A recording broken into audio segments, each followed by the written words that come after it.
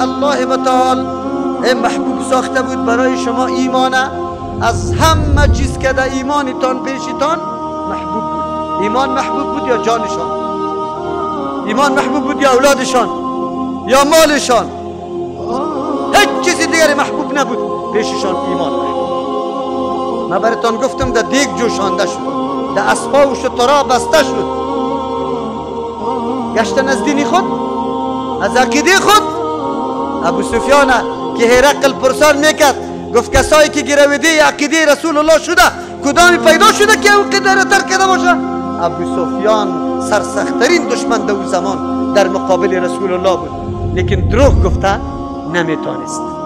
سند پیش تانست که یک نفر بازگشت از دین، نگشت از دین. باز چه الله میگه و زینه فی قلوبکم، ایرا مزین ساخته. ایمان واره مزین چیز در قلب صحابه دیگه چیز نبود. این عقیده واره مزین چیز در قلب ما باید دیگه چیز نباشه. اگر پدر مرا قطعی سیاسه را از خانه میکشه بکشه، رزق مرا کی میده؟ جای مرا کی میده؟ سرزمین الله واسع نیست؟ من چرا بترسم از تهدید پدر و بگم که پدر نمیماند؟ نماند. ما عمل به سنت رسول الله میکنیم، لنگای ما در عرضه است. در این قدر کسرت، در این قدر چرا شهامت از دست میدیم؟ دین ما محبوب بر ما باشد، از همه چیز کرده. و کره الیکم الکفر والفسوق والعصیان. الله بد، الله متعال منفور گردانید کفر برایتان، والفسوق نافرمانی از اطاعتی چی؟ فسق فجور کارای بدکاری را، والعصیان نافرمانی را. در قلب شما این چیز خیلی منفور بود. صحابه یک عمل ادنا خلاف الاولا را انجام میدادن، بسیار خفه میبودند، بسیار خفه و خسته. ما بگوی گناه ها میکنیم به اندازه بالی پشه برای ما معلوم نمیشه. در حدیث بی طور میاد پیغمبر صلی الله علیه و سلم میگه شما در زمانی قرار داره که ادناترین خردترین گناه به پیش به نظرتان چیز بسیار بزرگ است، کوواری میشه. اینطور زمان برسه که کوواری گناه برابری پشه برش معلوم میشه. امروز سود میخوره لیکن میگه والا مولی سے من دیگه سر کار ندارم، ماموریش هستم، کامپیوتر فقط حساب و کتابش جمع خرج دارم. پیردا مولایش باز چی میگه؟ مولی سے من امامت درشم میکنم. این طور خور چی رقم امامت میکنی؟ یه عظیم گناه را به اندازه پلی چی بالی پشه اطاعت غیبت مسلمان ها و مجاهدین کردن، اطاعت طاغوتا را کردن، این برش آسان گپ است.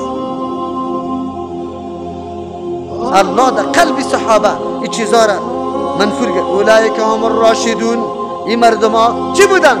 راهیاب بودن.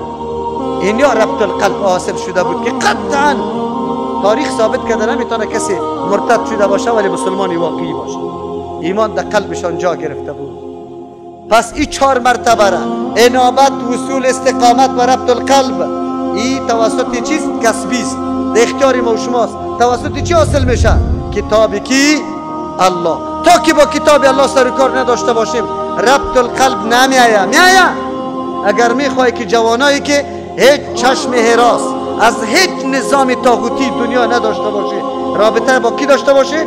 با کتاب الله. الله ما را از کتاب الله دور نسازه و مثل صحابه واره در میدان مبارزه و استقامت الله ما را پایدار نگاه بکنه.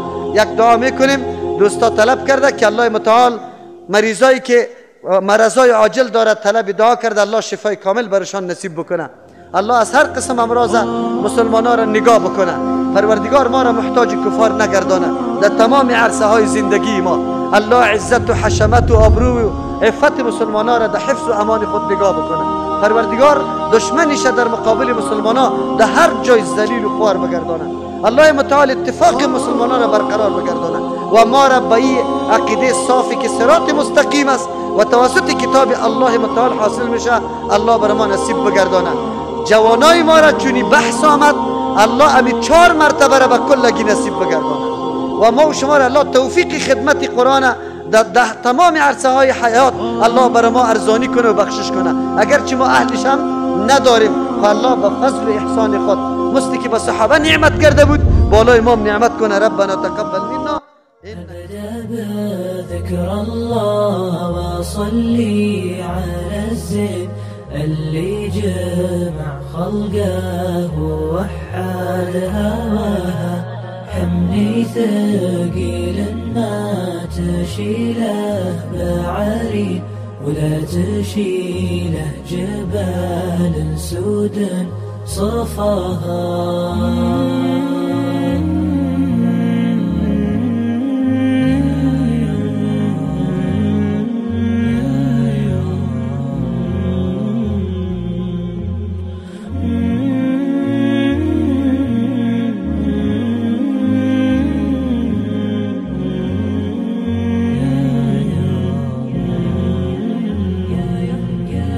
يا كلمة قالها لك كثيرين لكن مثل قولي ما حد عناها.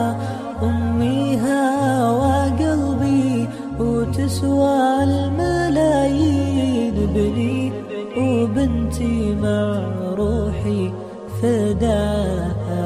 يا كلمة قالها لك كثيرين لكن مثل قولي ما حد عناها.